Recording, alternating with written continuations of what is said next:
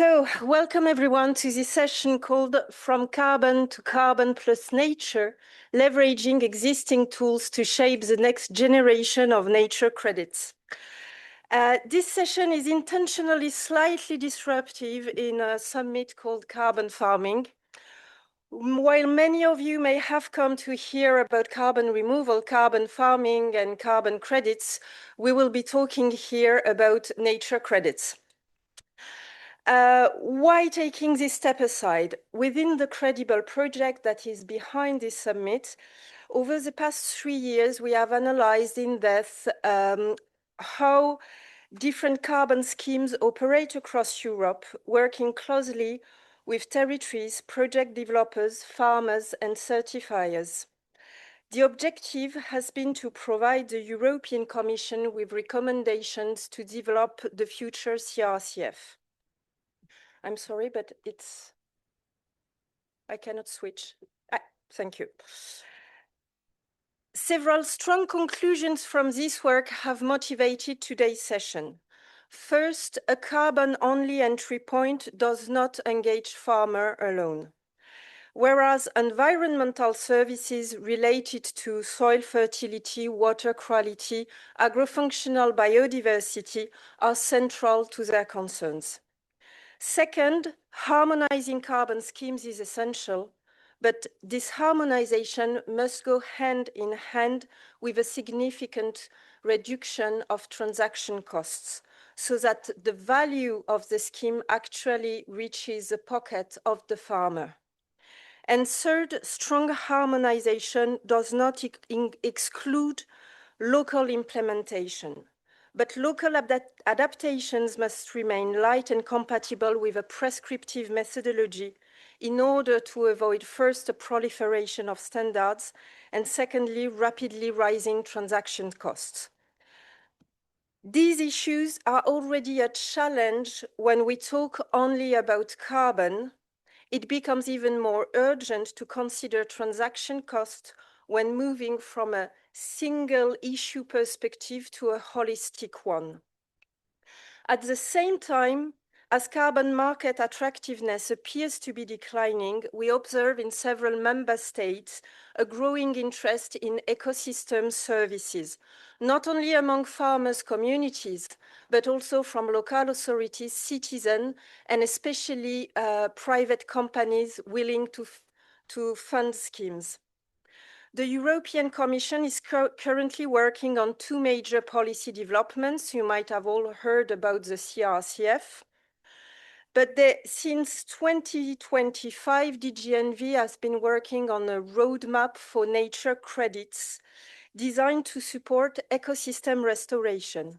So before going further in the session, I would like to briefly clarify the difference between carbon credits and nature credits. CRCF aims to certify greenhouse gas reduction or removals.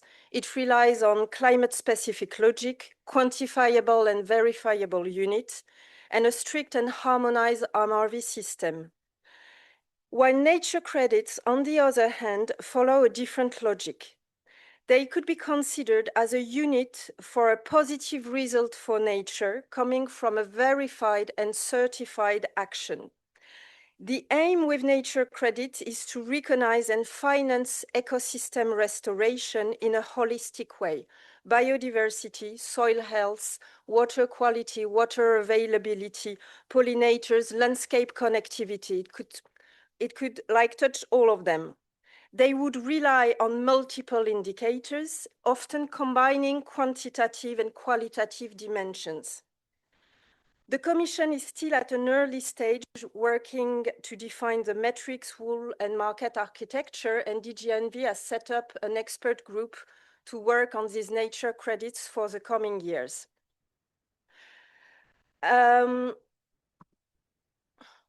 So carbon and nature credits are potentially complementary as it is presented, but at this stage, they are not at the same level of maturity.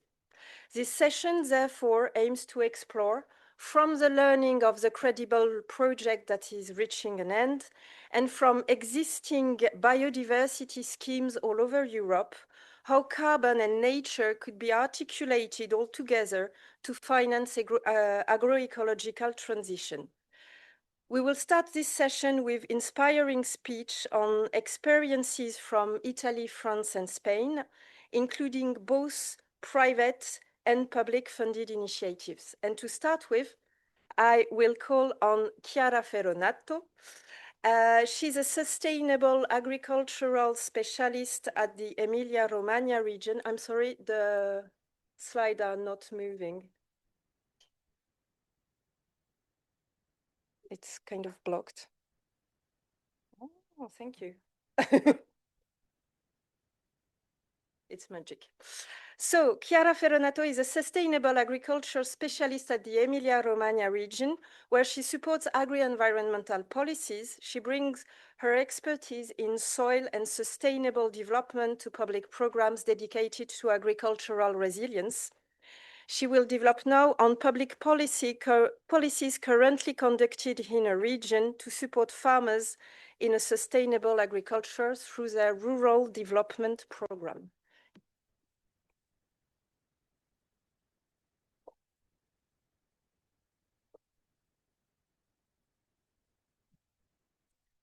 So, hello everyone. My presentation will bring our experience as Emilia-Romagna region in supporting farmers in agro-environmental measure, let's say, and carbon practice farmers practices. So we are in the context of using public funding from the CAP, so trying to give an answer to the overall goal of the CAP regarding the climate change, adaptation and mitigation, and environmental care, which are general objectives, as you already know, on the CAP that has been translated in the Italian plan, Rural Development Plan. And in particularly in Emilia-Romagna region, there is a document which put together different things with the idea of create a development that puts together, of course, the economical growth, but also the taking care about rights and duty, knowledge and know-how, and of course, environmental to go through an environmental transition. So just a little bit of context, we are a region in north of Italy, close to Veneto, close to here. Half of the land is a plain land. Half of the land in the region is plain area, while the other other half, sorry, is hilly or mountainous. And indeed, as you can see from the map, no. Okay. The hilly and mountainous part is affected by severe erosion problems. According to the European classification, we have half of the region that is under non-tolerable erosion problems with higher than 6 megagram per hectares of soil losses per year. And as is very common in Mediterranean area, as you can see here, there is the soil map of the region, and considering only the plain area, in 2015 we had more than 60% more or less of the land that was classified as low soil organic matter. So in the context of the public funding, we had to answer to these two problems that is affecting our territory. And in the rural development plan, it is an old strategy, let's say, that it became during the end of the 90s. We focused on three main actions. So to promote agro-environmental practices directly to the farmers, and also to promote sustainable certified supply chain, like, for example, organic certification, just to build more sustainable agriculture practices. And another important pillars of our strategy was the information and consultancy services. So very quickly, on the rural development plan, we developed, let's say, we promote different, let's say, carbon farming practices, sustainable practices, agro-environmental measure, we call it. But we are talking about integrated production, so with the aim to to reduce the input on agriculture, starting from the soil management, the rationalization of water, of fertilizers, and so on, organic farming, regenerative agriculture, the promotion of organic fertilization, of course, and then we have set aside for environmental purposes, so more biodiversity linked measure. How it works? Basically, it's based on tender, so it's on the voluntary basis. The farmer apply for, let's say, for having a contract. They establish a contract that basically is lasting at least 5 years.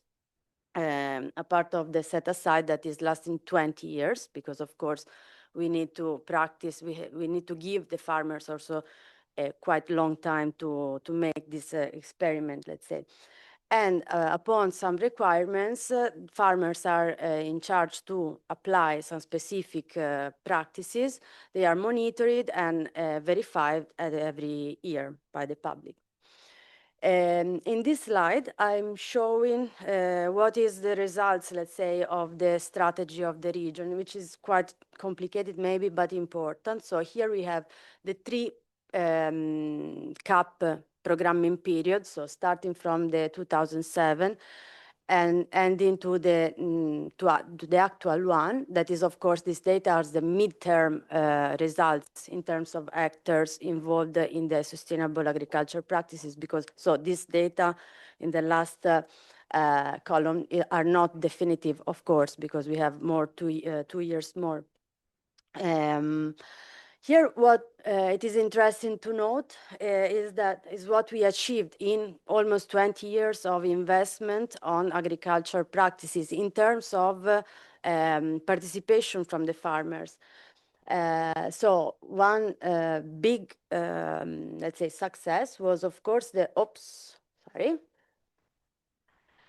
Ok, torno indietro. A big success was, of course, of the organic farming. As you can see, in 20 years, we increased more than 50% the surface involved that makes organic farming. And this is mostly located in the hilly part of the region. So we hope that it has an impact on solving the erosion problems also, because farmers can stay in the territory and, let's say, take care of the territory. Another very big surprise that we had was the success of the regenerative agriculture that actually was introduced as a small, let's say, experiment in 2015. It was the first standard. And as you can see at the beginning, we didn't have a very much participation from the farmers, so only 1,000 hectares, which is very few, considering that the agricultural surface in the region is more or less 1 million hectares. But what it was very surprising, it was the answer of the in the nowadays CAP that show us more than 70% more participation of the farmers in terms of surface. Of course, another interesting measure is the integrated production. Okay, it is not a revolutionary, let's say, sustainable practice, but it was the first one that was started during the 90s. And it is a kind of gradual changing. So it's not a revolutionary practice, but it's a gradual change to a more sustainable practice. In this programming period, we'd also introduce a specific support for the reduction of plant protection products. And what is important to say is that in some value chain, in some production chain, like for example, the fruit production, between 30 and 40% of farmers apply this kind of way of production, the agricultural practices. And another thing that we have to consider to read this data is that our support, the public support, is lasting maximum 5 years. So at the end of this period, most of the farmers continue to practice integrated or organic farming without the public support. So it's something like seems kind of sustainable. The other pillar of the rural development plan, in which Emilia-Romagna region strongly invests with more than 100 million euros in the last programming period, was the financing of research and innovation action. Sorry. As you can see, we had almost 5 million euro were given to finance the operational group. Thank you. Operational group on the topic of carbon sequestration. We are talking about research innovation action or demonstrative action, informative action. We support small projects because they are not big project lasting 2 or 3 years that put together farmers, research centers, and professional or other stakeholder of the territory. And this has been a very successful experiment, let's say, also mentioned by the European Commission. Up to now, we have less resources to this, let's say, program, but we will see what will happen. The region strongly believe that this kind of project has to be done to support, to show the farmer how to do, to show the results and to ensure, let's say, the success of some measure. Okay, this was the important things that I wanted to say. Here, just a very quick slide because I finished my time, just to say what we can say after kind of 10, 20 years of this strategy in terms of analysis of impact regarding, for example, organic matter loss or how are we done after all this investment. We can see that things are not really better. So we still have 40% of soil in the plain area with low organic matter level. So we didn't have 100% success. But in some area, mostly in the west part of the region, putting together different measures, we can see that, okay, I don't know if it is well shown, but in the nowadays we increase a little bit the situation. Okay, we still have a severe problem on a large part of the area, but I mean some results we are seeing now. Of course, what I want to say is that public support cannot solve the problem. So the financial support resources are always less, let's say. And I think the solution has to be like trying to involve private and public sector putting together the effort. This one I will skip because I don't have time, but this was just a scenario if we convert all the conventional agriculture into organic farming, for example, this last histogram, we can strongly decrease the carbon footprint of the chain, of the production chain. Thank you.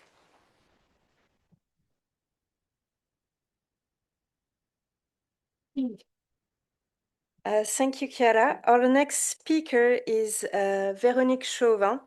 She's the head of the Trees and Biodiversity Department at the Chamber of Agriculture of Pays de la Loire, where her team support farmers in implementing nature-positive practices.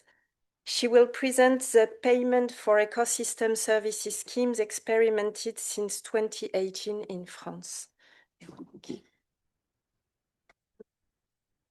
Juste mes fiches.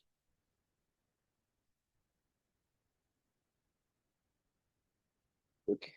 Hello, everyone, and thanks for being there. Today, I'd like to introduce you to payment for environmental services. Yes, okay.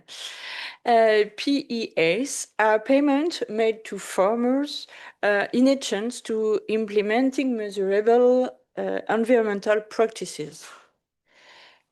You know what is a PES? PES are performed by the environmental contract involving a conditional transfer of financial resources from beneficiaries of ecosystem services to providers implementing measurable ecological improvement. In France, PS are expanded significatively since 2010 following the establishment of national framework.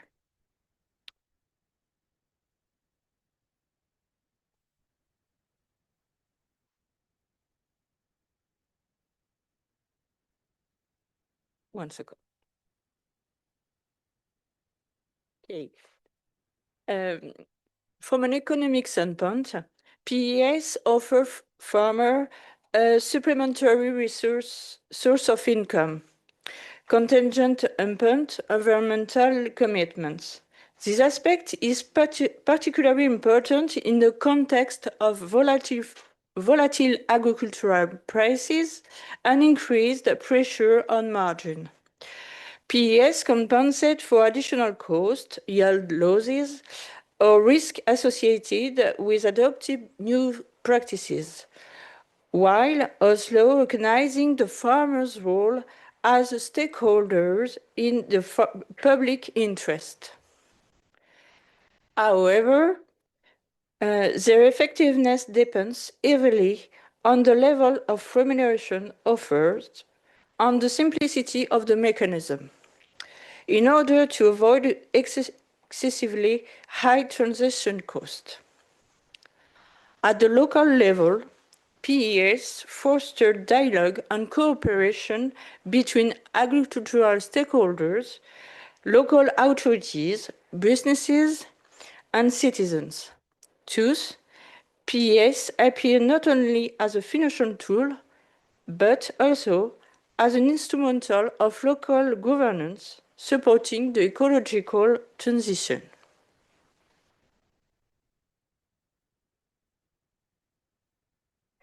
A PES is a contract governed by common contract law based on freedom of contract, legal certainty, and mutual good faith. This contract specifies the commitments for each party, the expected practices or results, the monitoring indicators, the control methods, and the payment conditions. In the case of public PESs, the legal framework is more constrained due to the use of public funds. In concrete terms, that means that payment must be limited to additional costs or revenue losses resulting from environmental commitments, and that they cannot be combined with certain existing aids, such as agri-environmental and climate measures, AECM, or aid for organic farming for the same objectives. Today, we know that there are not enough money for AECM. Consequently, farmers look after PES. Two key concepts legally structure PES scheme: conditionally and additionality. Conditionality means that payment is started only if the commitments are met. Additionality means that the practices compensed must go beyond existing regulatory requirements and not correspond to actions that would have been implemented anyway. These principles are essential to guarantee the environmental credibility of PES schemes. The design. Designing a PES begins with a pre-feasibility study and develops through parallel technical and marketing processes. The technical phase defines the environmental service indicators, practices, and payment structure. Adapt to issues: agricultural, territorial, and economical issues. Implementing a payment for environmental services relies on a long and structured development process. from the initial idea to the validation of operating specification. This process often draws on the existence of a group of farmers already committed to agroecological practices, which facilitate future participation in the scheme. The technical process aims to precisely define the environmental service, its geographical scope, eligible practices, monitoring indicators, and measurement methods. The marketing process, on the other hand, consists of identifying potential beneficiaries of environmental services who could become funders and analyzing their expectation. Developing the specification is a crucial step. It relies on a collaborative process involving farmers, technical experts, scientists, and sometimes funders. Finally, a testing phase allows the system to be tried on a sample of farms to identify obstacles and to adjust the specification before wider deployment. This process illustrates the complex, yet essential, nature of designing PES.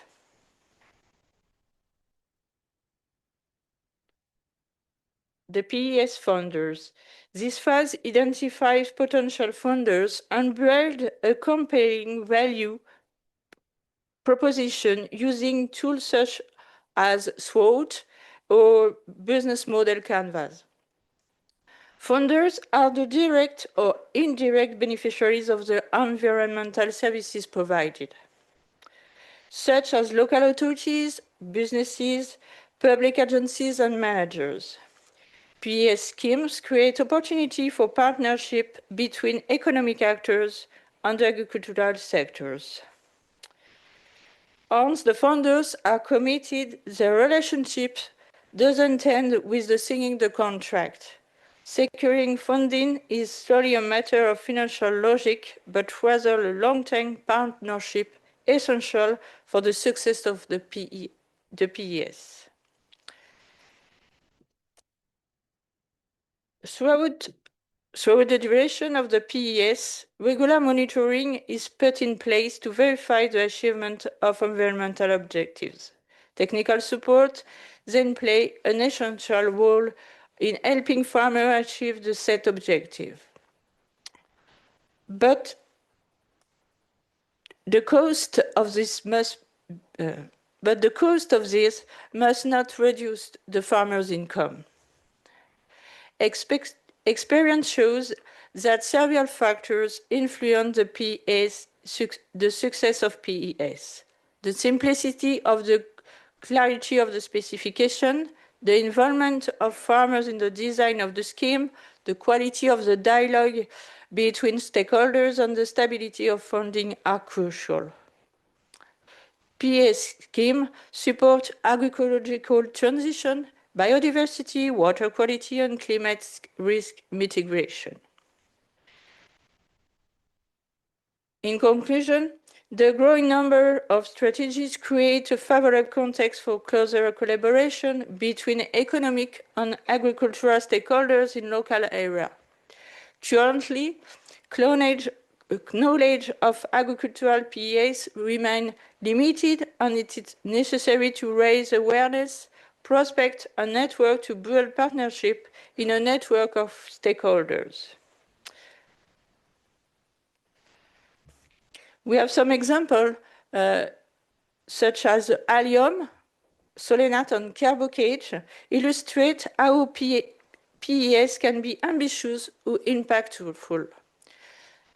With this QR code, you have some example in France, what is in place in our country. Thank you very much.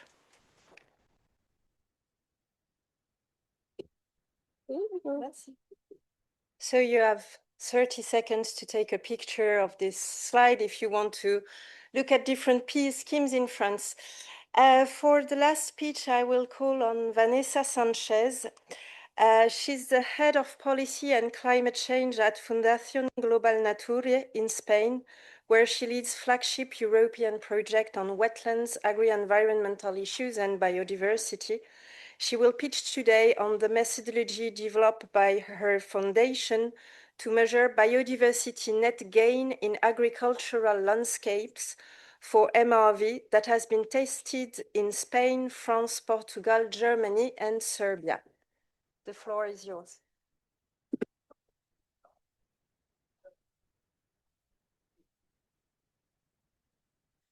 Thank you, Chiara. Thanks to you all for coming, and thanks to the Credible Consortium project for this amazing organization of the Congress and for the opportunity to be here.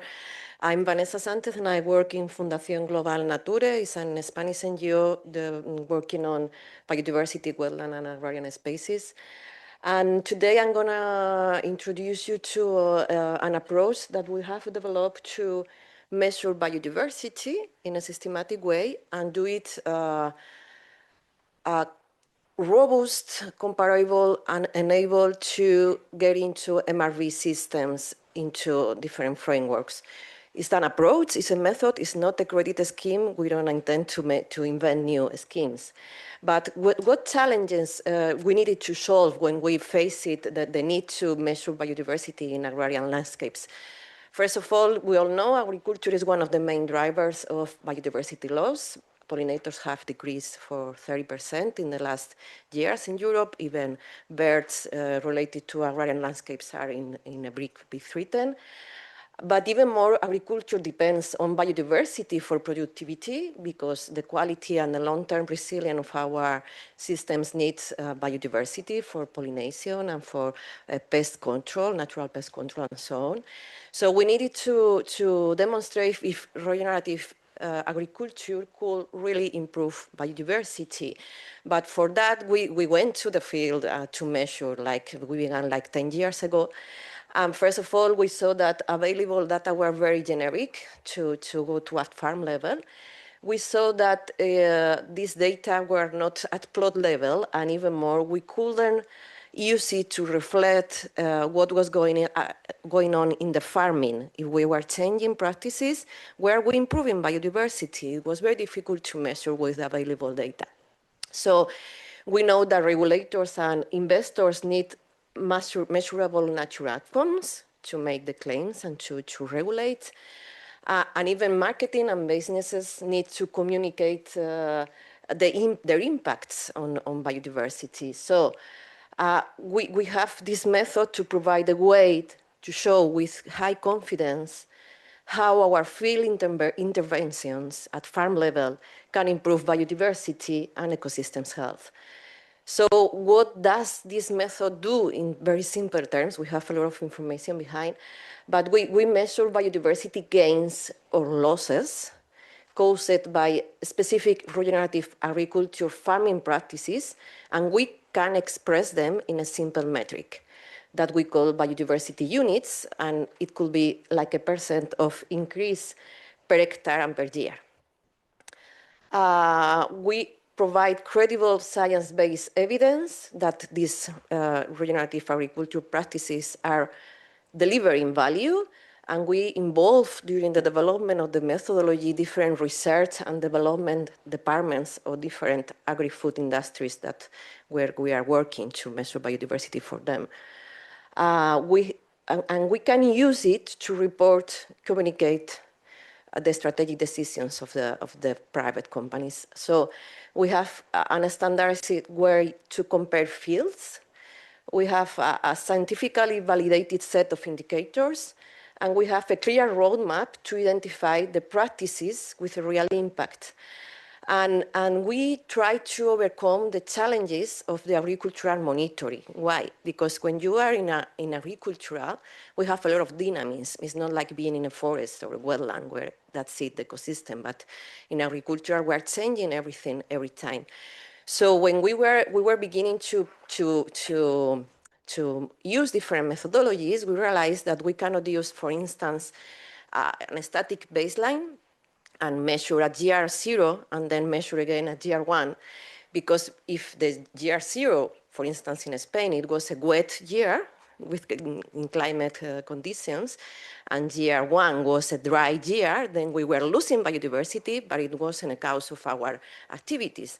So we implemented a very dynamic baseline with testing plots to upload that condition, even regarding on the crop system too. If one year you have cereal and the next year you have legumes, of course, legumes have much more biodiversity than cereals. So in order we have created a method to avoid these problems when you measure biodiversity at farm level. Why these biodiversity units matter for businesses? Because they allow the companies to claim measurable biodiversity improvements and to back sustainability and narratives for regenerative agriculture with data and with traceability and with science-based data. So we strengthen the brand storytelling. We are aligned with the CSRD reporting. Also, as we all know, these CSRD are weakening now. We hope that the Commission doesn't weaken it much more. But we have a lot of agri-food companies that made their homeworks, and now they see that they are not going to be very competitive, but well, that's another policy thing. But even more, we can prioritize practices that create ecological value at field level. So it can help us to answer questions such as, does reducing pesticides increase ecosystem resilience? Do ground covers improve soil health? Do hedgerow increase natural pest control? This kind of questions is what matters to farmers. And even more, what we created, we can have results year per year from the year one. We don't have to wait 5 or 10 years as other biodiversity methods need to see the results. We can begin, and from year one, we can have already information on what's going on thanks to the farming practices. So what is inside the method is very complex, but what we need is what we do is that we have a basket of metrics. So it assesses 4 biodiversity groups of metrics that together reflect the health of the ecosystem. So we measure soil health, soil life. We measure flora, the habitat quality, above soil invertebrates as pollinators and natural pest control, and even birds at landscape level. And for each of these metrics, we have several indicators complied to be able to reflect the metrics value more broadly. So we have abundance, we know we can have abundance, richness, interest, and QBS index, quality biodiversity soil index. And at landscape level, we have the geographic information system to see what's going on at landscape level, not just at plot level. And we have developed different techniques to do it very easy way. I mean, we measure with environmental DNA technicals, with bioacoustic techniques during transit, and all this data is aggregated into biodiversity units to have claims. That's what matters to some businesses. So in the QR, you can find the methodology that we have already published. If you can have a look, there is much more information behind. This methodology, we have implemented it and tested it in 1,500 hectares with agri-food companies around Europe and even in India and United States. So it works. We cannot communicate results on those is not our data, it's the private company data. But for instance, this last year, we began to make with public funds some testing biodiversity gains in real farms in Spain using this methodology. And we monitored 35 plots in 5 different provinces where we were comparing cereal, conventional crops with different farming practices, 8 different practices during 12 months. And what we have is this kind of data.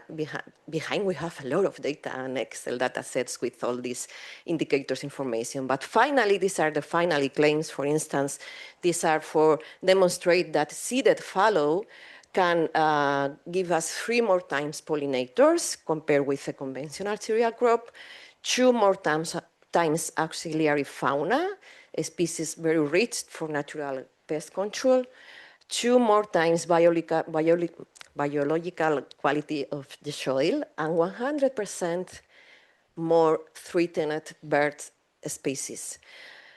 This is another kind of results we can have. We increase biodiversity against conventional. If we reduce pesticides, just 3% of increasement is not too much, but you have to mix this pesticide reduction with other actions, and then you can improve biodiversity. But for instance, the best action in this comparison was the seeded fallow lands. They are really, really incredible how much biodiversity they increase at plot level. And yes, we have this science-based biodiversity MRV framework. We can have gains within 12 months, and it's compatible with emerging EU frameworks like carbon removal, where we are listening, I'm listening all the time that we can, biodiversity is a co-benefit, but we cannot measure. Yes, we can measure it. We have the metrics. It's not very expensive. We have new techniques to measure biodiversity at plot level. And we'll see what happens with the future nature credits. We don't have a scheme. We have a method to measure biodiversity. And we can cultivate nature. We know that farmers can restore biodiversity, and we have a method to measure it and demonstrate it. Thank you.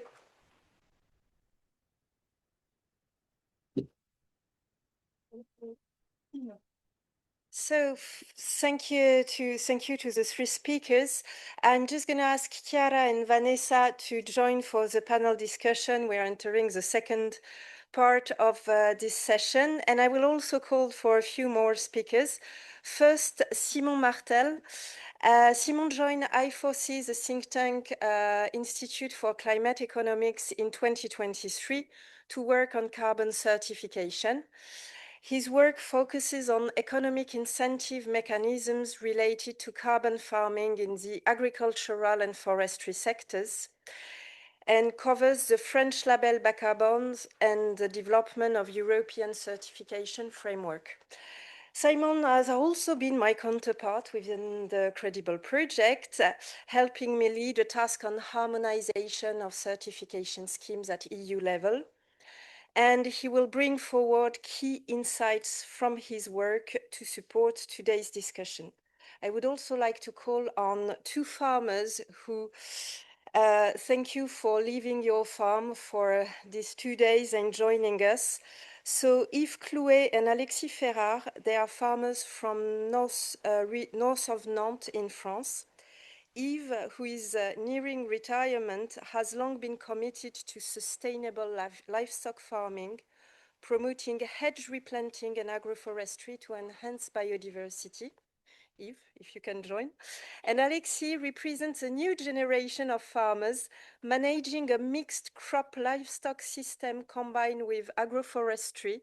Since 2018, he has been developing an agroecological approach built on synergies between livestock, cereals, and bees. Please.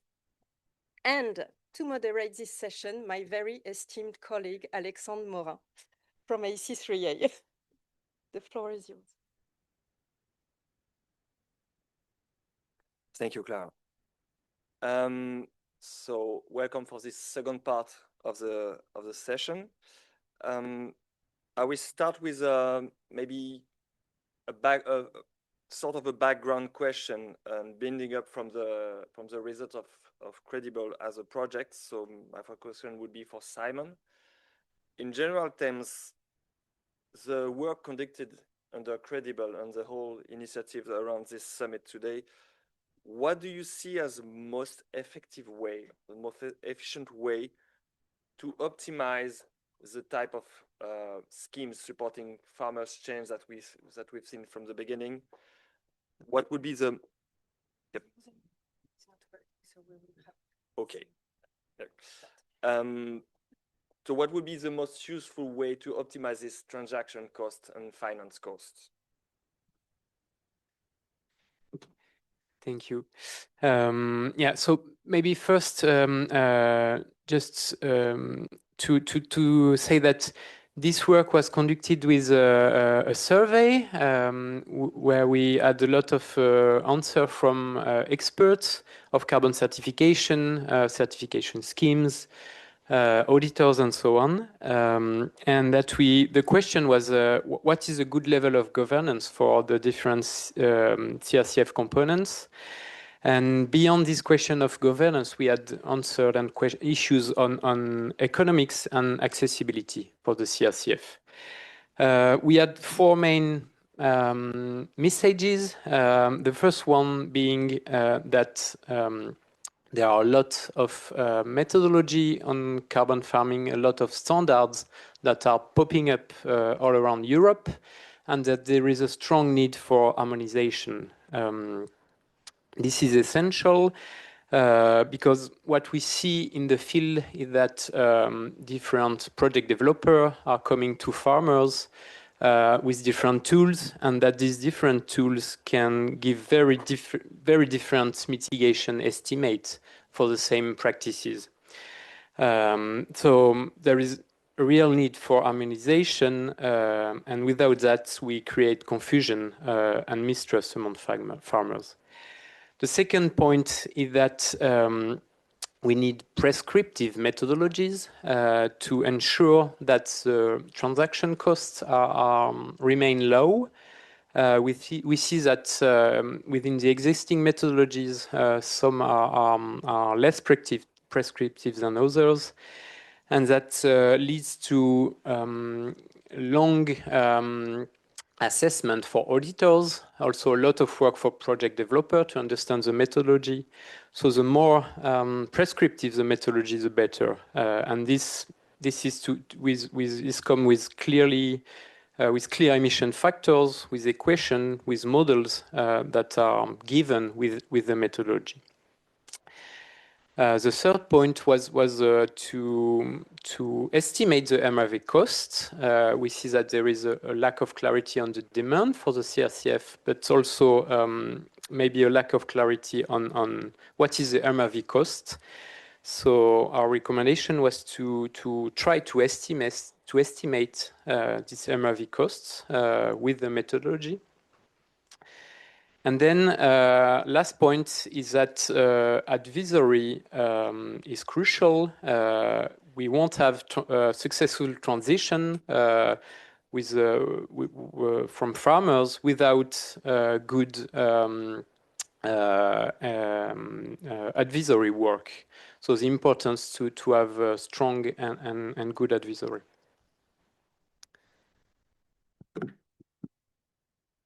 Thank you. So my next question then would be for Vanessa and the very interesting methods that you mentioned. So as Simon just mentioned, MRVs and methods are somehow the backbone of all those schemes. And the methods you presented, you said it aloud, it's not a scheme in itself. It's a method that could support the different schemes. So how do you see this method maybe getting it being to part of the carbon schemes or the carbon credits, nature credits? And is this type of method somehow facilitating the access for farmers to this carbon farming or nature farming? Thank you. This is difficult. Well, we didn't create a new scheme. As I said before, it's just a method to measure biodiversity and to have outcomes on biodiversity. And it could be included in the carbon farming schemes as a way to measure co-benefits, of course. But it's not our intention to create credits. And what we are doing until now is working with agri-food industries so they get to improve the sourcing of products. I mean, at field level, the farmers change practices and they realize they get biodiversity outcomes. So the company is developing the indicators for CSRD, saying we are improving this biodiversity, and there is a traceability, there is verification behind, and so on. Regarding transaction costs, of course, that's a challenge, and what we know is that we must control that because the verifying cannot get the most of the money. I mean, money must arrive to the farmer to make changes. So what we are doing in the schemes we are developing with industries is that the farmers that are implementing a new practice that improve biodiversity, depending on the percent of improvement, they will receive money if they have to, well, if they have to, how do you say, sorry, to invest or to spend more or to win less because they have a reduction of yield. So they receive that money and a bit more from the private company, and they decide to do it. So we used to go to the field to go with the farmers to advise them how to do it, and we make all the scheme together with the food company. In any case, for us, this MRV system, in our experience, is not very expensive because we use different levels. We do field monitoring, of course, we have to do it, but we are combining that with scalable techniques like this environmental DNA assessments or analysis, you say? Yeah. And with the bioacoustic processes to control birds and to see what's going on. So that makes all the system cheaper. So depending on the scale and depending on the farms, and if we can extrapolate some data to other similar farms and so on, the cost can be in between €3 to €25 per hectare per year to control, monitor, report, and verify the whole system. So it's not very expensive. It's a way it's what we are doing now. So we offer the methodology for any scheme that wants to measure co-benefits on biodiversity. Thank you. So you're mentioning somehow reducing the monitoring cost, which is one of the ways to reduce the transaction cost. Maybe another wider question regarding adoption for Chiara then. So in the slide that you showed, you mentioned quite a success regarding the different measures that you offered to farmers.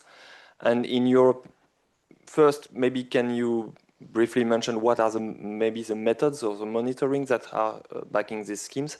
And most precisely, what would be the most important levers for adoption from farmers? What is motivating farmers into entering this type of schemes? Well, I think it was Chiara, sorry. But you can answer on that panel as well. No, okay.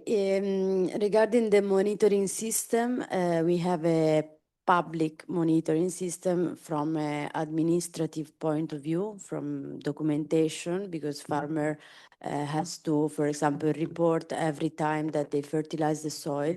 Just to give an example, they have to report in a book, let's say, all the operation that they do, all the fertilizer that they put, and then we make the control, the check, let's say. We compare what they bought and what they consume. So we make a kind of balance from an administrative point of view. And then there are some other in-field control that yearly is going to be taken on. Of course, we don't have enough, let's say, resources to control 100% of the population, let's say, of the farming. So we make some sampling on I think it's 5% of the area. We check all the aspects of the requirement. Regarding the leather, I think the most important driver for farmers are the costs, so the economical one. If you have a benefit in terms of yield or in terms of quality of the product, or how you can better put on the market your final product. So at the end of the day, the most important thing is I think the income that you can give. You can support the farmer to have the same income than before. But another thing is the demonstrative action really showed to us that okay, farmers are great observers. They observe the nature, the fields, and every aspect of the nature, but also they are observing people. They are observing their neighbor. So if you show to them that that practice is having a result also in terms of soil quality, of reducing the field operation that you need to do, you show the concrete results. This is also a good example to bring a change on the farming level. Vanessa, you wanted to respond also on adoption? Thanks. Well, the adoption for farmers is, by one side, what she was saying, like farmers usually look at their neighbors, so they are the best to tell the others what to do. I mean, we don't go there and say, you have to do this, because they know much more what to do, and they share a lot of information between them. And even more in our experience is of course, the first step is the food company, the supplier, who let them know, we have this program, if you this or that, you will receive this payment. So it's a matter of income too, at the very best beginning. And then it's a matter of, they realize that things are improving, because they can improve many things like pollination or natural pest control and so on, in our case, with the actions we promote for biodiversity. Thank you. Next question was again for Vanessa. Maybe as a different angle, what we've seen in biodiversity or soil health, water quality, we've seen a lot of different potential nature-based schemes emerging. And as Simon mentioned, one of the key questions regarding carbon farming schemes was to try to lower the number of different competing schemes. So there was clearly in the survey you mentioned, Simon, a need for harmonization somehow. However, nature-based services are more complex, because you mentioned a lot of measurement at plot level, but you also touched on the landscape level complexity of these nature schemes.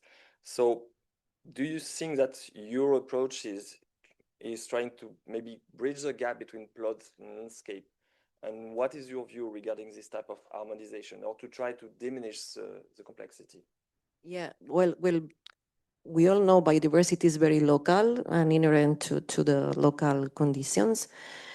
But what we think is that we need an harmonized architecture, like to make a comparison in biodiversity units, like what would work well in the same landscapes. So we have created this harmonized framework, and it's combined with local adapted indicators, because then of course you need field monitoring. But thanks to the enabled techniques, it's much cheaper now to do it, because we began doing this like 10 years ago, and we had to go every plot and take the insects and come back to the office and have a look at the microscope on that. So it was very, very expensive, but now we have DNA environmental analysis, so it's much cheaper now. And we have acoustic, things have improved, so monitoring is easier. And then what we have this basket of metric, and we have the indicators, and we can adapt it locally. I mean, depending on the ecosystem or the area where you are, finally you have to decide which must weight more in the biodiversity unit. If it's much more, I mean, if we have threatened bird species, it must have a big weight on that. So there is a lot of science behind, but it can be done, and it's not so difficult. So we can have this harmonized architecture, and we can adapt it at local level, and it's something we think at policy level it should be watched how to do it like that. Thank you. And yeah, another question maybe for Simon to go to a broader view. So we've been seeing some examples since yesterday about most of carbon farming schemes. We are talking here about nature-based schemes. In your view, should nature schemes embedded in carbon schemes, or is it the other way around? or do you somehow wish or fear that it could be living in separate and parallel worlds? Yeah, the short answer will be that we need a unique system. Why? Yeah, we see now a trend from companies willing to pay for biodiversity services, but a few years before it was willing to pay for carbon offsetting, for example.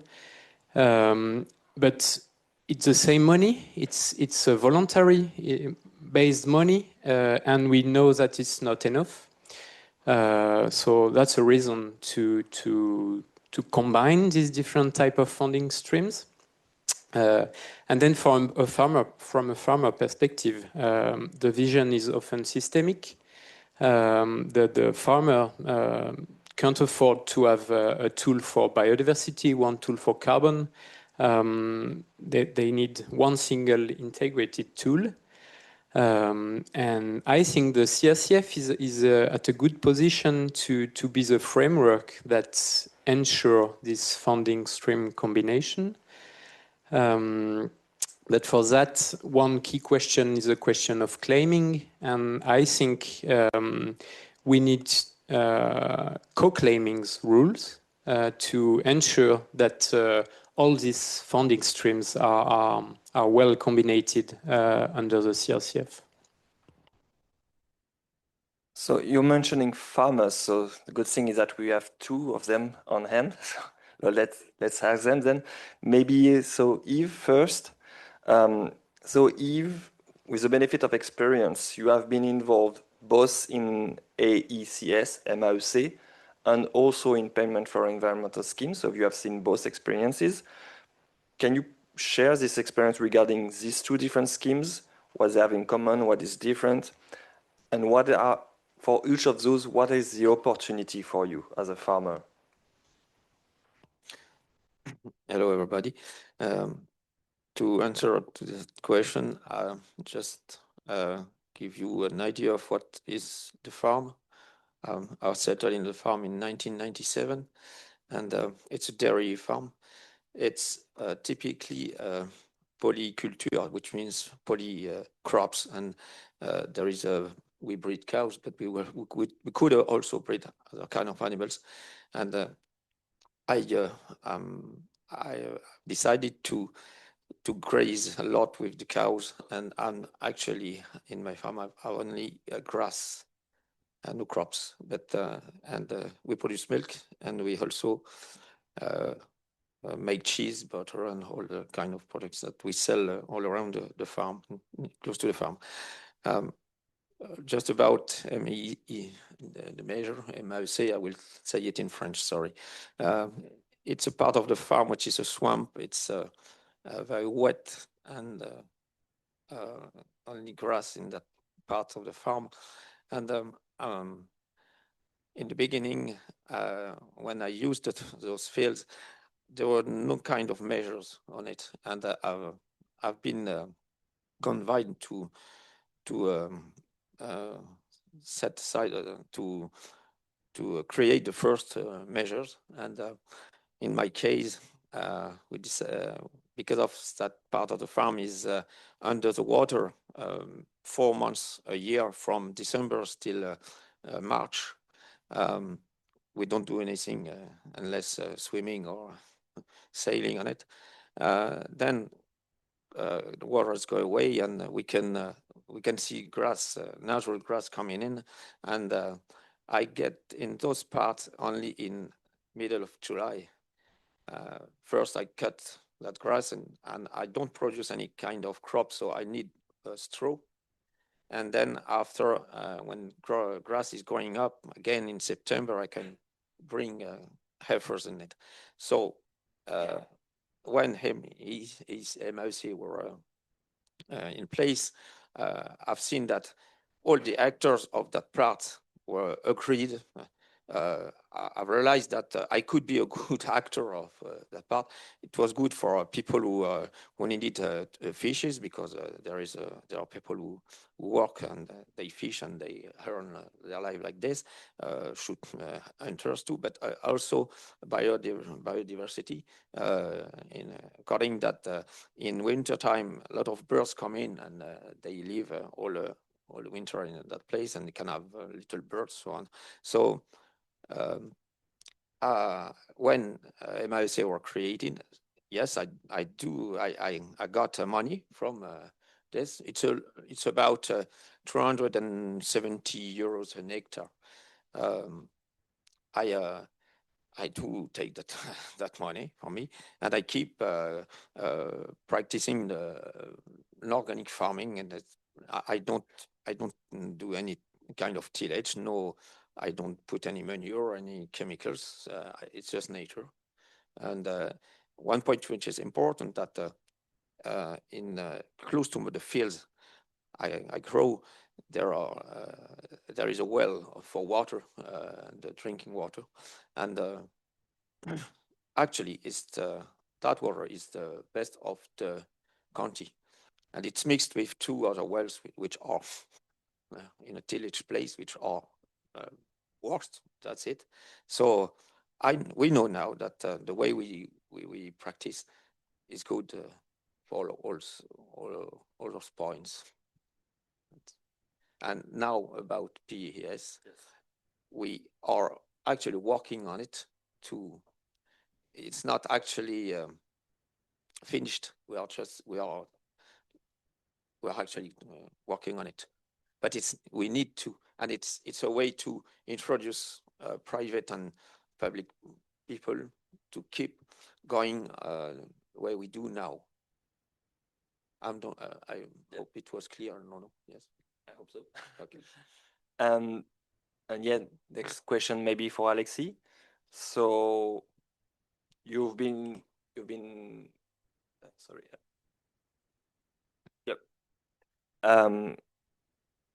So you've been in the farm for more recently, so maybe you have still more opportunities in. If tomorrow you had the choice between nature credits and carbon credits or related schemes, which one would you choose, and which one makes sense for your farm? Yes, welcome everybody. So I settled in a farm actually in 2018, I think so. Yeah, and it was already a very healthy farm because it was an organic farm with a lot of hedges, a lot of trees. So the work was already on a very good way. I replant a lot since this time, but now it's already done. So I would like to improve the farm again, but not by replanting, not by credit carbon, but more with nature credits. It could be more interesting for me because I don't have any place anymore to replant, and I've understood that carbon credits are available only when you improve a situation by replanting agroforestry or hedges.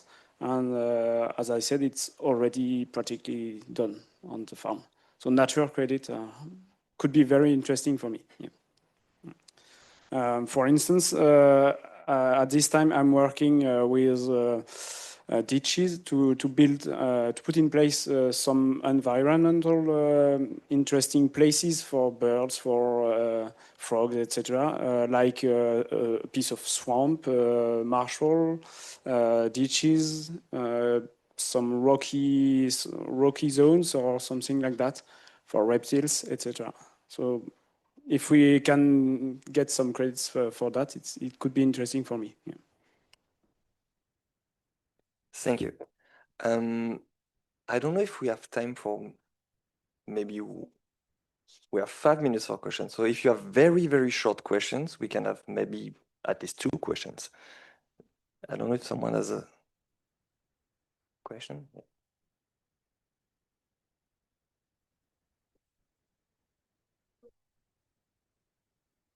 Thank you. So nature credits would be good for the additionality for the farms that are already good, are already arrived at a good point and do not need to do something more. Nature credits are the compensation for the fact that these farms might be excluded from carbon credits? Who wants to answer that one? Simon, maybe as an overview? No?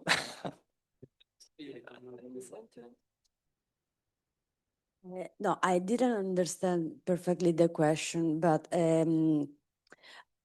I think it was a kind of statement that rather than a question, because, and I agree, I think that nature credits are more holistic.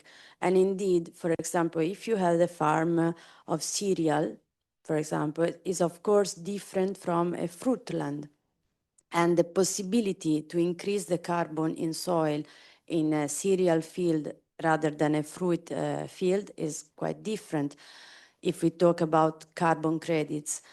But on the contrary, if we talk about biodiversity, we have lots of things, lots of action that a farm can do to improve the biodiversity at soil level, as a bird reproduction, insects and so on, water quality and so on, etc., etc. So I think that the idea of nature credits gives also more opportunity to farmers to valorize their resources and also to find some more, let's say, way to, to valorize the environment that is not only a matter of carbon. Of course, I think carbon is a very huge and deep, let's say, issue. So without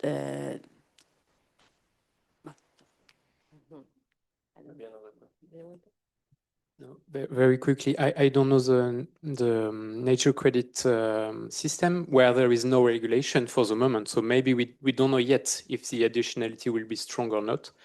But just to mention that with carbon, we could have, as it was mentioned by Valeria at the plenary, we could have certificate of compliance without additionality where your system could be funded. Very Yeah, hi. Two questions for Vanessa, because I don't know if I understood well. We are working also in monitoring biodiversity, and I agree that anytime the technology is helping to make cheaper this monitoring, I don't know if I understood good the price per hectare. Did you say 3 to 25? Okay. And the other question is if this monitoring, it's a tool also to help farmers for improve their management, you know, because one thing it's what they can report, but the other is if there are metrics or information that help to improve the management and understand better how to keep improving.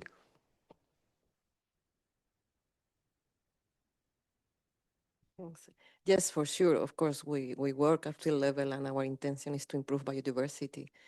But then we needed to measure how it was improving the outcomes for biodiversity to know. But in fact, what we do is, first of all, trying to change the practices to be more sustainable and improve biodiversity. And not only that, even to carbon or water safe.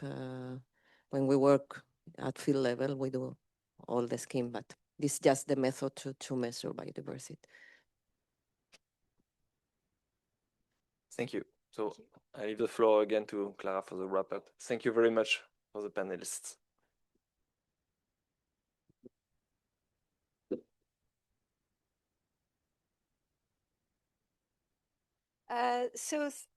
Thank you all for participating in this session. I will try to wrap up the session with key recommendation we worked on with the panelists and speakers. As we move from carbon to Carbon+Nature, our priority is now to build frameworks that are credible, accessible, and truly useful for farmers. And to get there, 3 shifts seem essential to us. First, reduce transaction costs through smarter harmonization while preserving flexibility. Just stay here because you will get the final word. Harmonization is not just a technical detail, it's what prevents contradictory mitigation estimates, confusion and mistrust. Farmers cannot navigate a maze of divergent methodologies. But harmonization is not equal rigidity. We need a common backbone, shared definition, comparable principles, consistent calculation rules, combined with territorial flexibilities, so indicators remain ecologically relevant and locally meaningful. We found during our work this small comic strip that we really enjoyed because it showed that it's really good to harmonize, but you need to do smart harmonization. Otherwise, you're just creating one standard, entering in competition with all the proliferation of existing standards. So crucially, streamlined and more prescriptive methodologies will help cut transaction costs, ensuring that the value actually reaches the farm rather than being absorbed by administrative layers and monitoring costs. Thankfully, we've seen it with Vanessa talk, new technologies are today allowing to lower costs for monitoring the metrics, and this is giving us a lot of hope. The second key message would be put farmers and their advisors at the center of the transition. Transition do not start with MRV and tools. They start with farmers' decisions, their constraints, long-term plans, and the people who support them. Income and yield, we heard it, are one of their main concerns.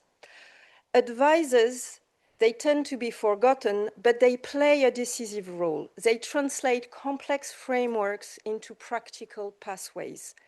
They help farmers navigate choices, anticipate risks, and integrate new practices into coherent strategies.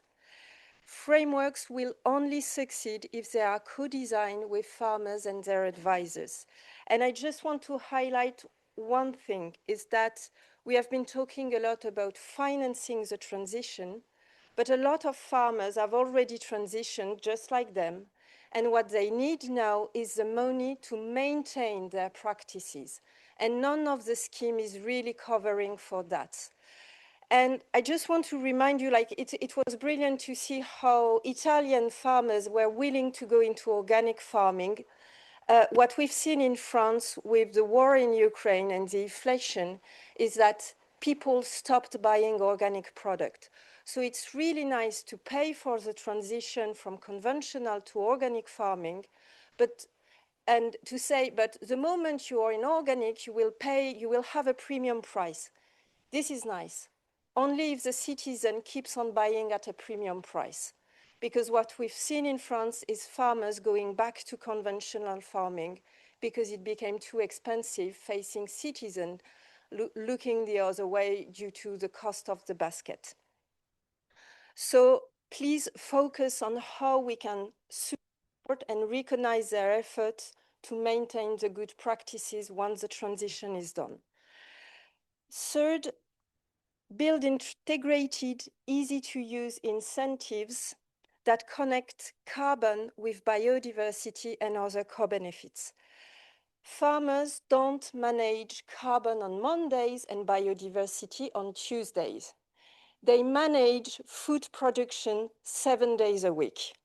They manage one farm, one landscape, and one set of decisions. Our financing and certification systems should reflect that.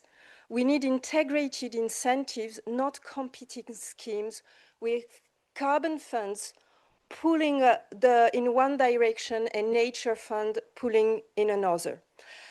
From the beginning, we have looked at climate change through the scope of carbon. Carbon have become the center of it all, and we considered that nature was the co-benefit of carbon. But if you look at carbon in soil, carbon is the co-benefit of nature. So maybe we need to reflect how all of this could be integrated all together. So in short, harmonize smartly to reduce transaction costs. Look at the new tools, new biodiversity metrics that Brilliant Foundation are creating. Support farmers and advisors, especially to recognize their efforts, all the efforts they've been carrying out, and integrate carbon and nature all together. Don't make them compete. This is how we could move from carbon to carbon plus nature and design frameworks that deliver real impact where it matters most, on the ground with farmers. And on this word, I just would like to give the final words. You have carte blanche, as we say in French, if you want to pass a message on what you need for the next years. I would just like to explain how I myself had an evolution in my practice. I'm son of a farmer, and my grandfather was also a farmer. I've never judged the way they practiced. My farmer was one of the 70s farmer who took off the trees to have bigger fields, and he needed mechanic, and he was in a specialized kind of farming, but that was on the way at that time. And I really don't judge all those people who worked a lot and who produced a lot and who really did the work on the best way they could. You know, in the 80s, we had mountains of butter and of everything, so they succeeded. But on the other way, and they didn't know it, in making that, they also broke some things on nature, but they didn't know it because they knew the farming before. So I explained that because when I left school in 1994, I had been taught to produce. You know, we learn you use €1 of nitrogen and you earn €4. That's, and we had to produce a lot. And I've been fed up of that system myself, and that's why I still make the same job, but have changed, try 4 times of way of making it. So I've started planting trees, using more grazing, because I went for a training period in Ireland. Thanks for them. And you know, and I wanted, why I tell you that is because I am sure that we have too many specialization in all Europe in matter of production. We do all the pork in one part of the country, all the wheat. It's according to the nature of the soil, but we've lost the diversity, and it means that that's why in a lot of cases, people who are only have only tillage farm or only are very specialized, it's difficult to change. It's very difficult to change because they only have one way to earn money. And when I think that we must learn again how to sorry, I've lost that word. How to try new things, and yes, we need to be helped for that, but we must try to do. And I really believe in that. We must mix some traditions which were really great and good for nature, biodiversity, good products, health for us, for people who, and also high technology. I use genetic series to know if my heifers are good or not, or what for, you know. But we have, I really believe that we must have more diversity in the farms, and also go on again on trying new methods that, and it's everything is going together. When I've planted trees, I have protection for the cattle. I have wood for me to warm the house. Maybe I won't be here 30, 40 years, there will be woods to build new houses here. And I didn't lose any kind of input fields in my farm. So, you know, and I'm sure, I know that we have more diversity now, biodiversity than before. Yes. Good luck. Yeah, exactly. So for my farm, it's a very different situation because I start farming from zero. So I built the system I wanted. Just below, I worked on an experimental farm, such as a scientific studying ruminant feeding and forages. But I think I had a very low impact on the farm. So that's why I prefer to farm myself and then to promote the system I wanted to develop all over the countryside. So there is an expression in French, we say, you learn a lot by looking over the hedges. So we have to replant hedges to learn. So it's very important, very, very important. So I did it, but my sons. These trees, for instance, it's a key message myself. I want to say to you, these trees was not planted by me, obviously. The sons, yes, they are my children. But we have to work for very, very long term. And when I built the system, I want to quit agriculture. I completely built a different production with a reflection of if one is not so good for, I don't know, 1 year you don't have any yields, it's not a problem because it will be done by other productions. So I don't have the slide, maybe. Because, yeah, for instance, just an example of what I build. I grow crops. So this is wheat, for instance, in an agroforestry field. So I planted this agroforestry. And as you can see, we can produce and be very, and it's not a dream that you can produce and keep nature preserved. Another, maybe like, other production on the farm are cattle, beef cattle, at pastures, because if you want to store carbon before, you have to think about reduce carbon consumptions. So a cow can graze and it can fertilize without any tractors. So first of all, I maximize grazing on the farm. I'm a beekeeper also with 100 hives and fruit. I've got agroforestry with 1 hectare of fruit trees.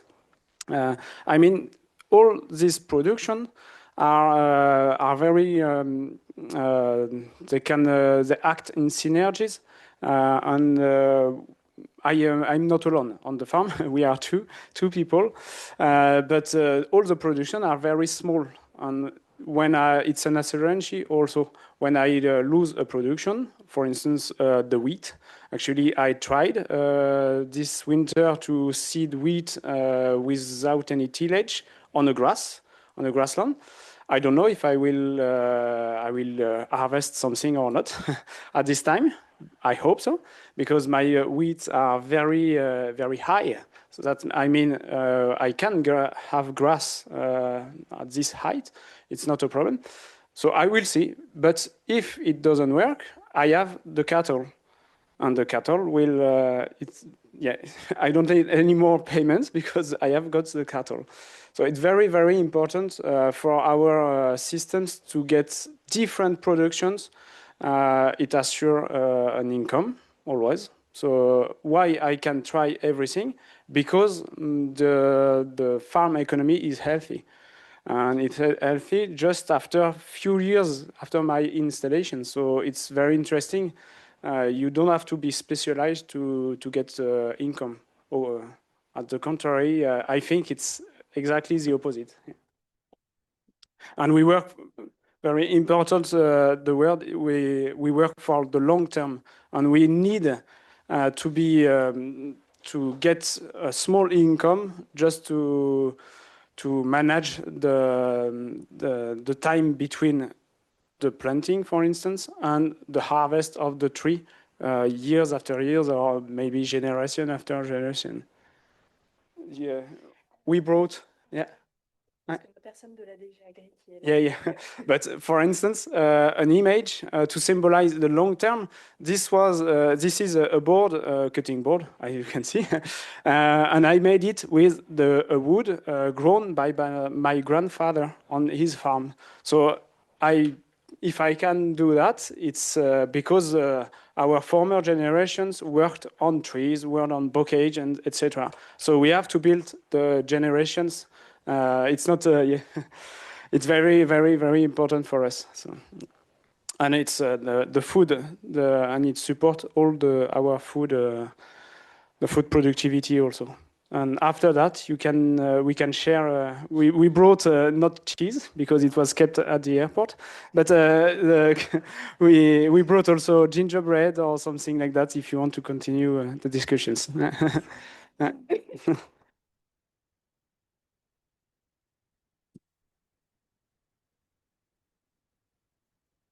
So thank you everyone for joining this session today, for your question, for your attention. And so if you want to have gingerbread with our farmers, they are waiting for you just after the session. Have a nice day.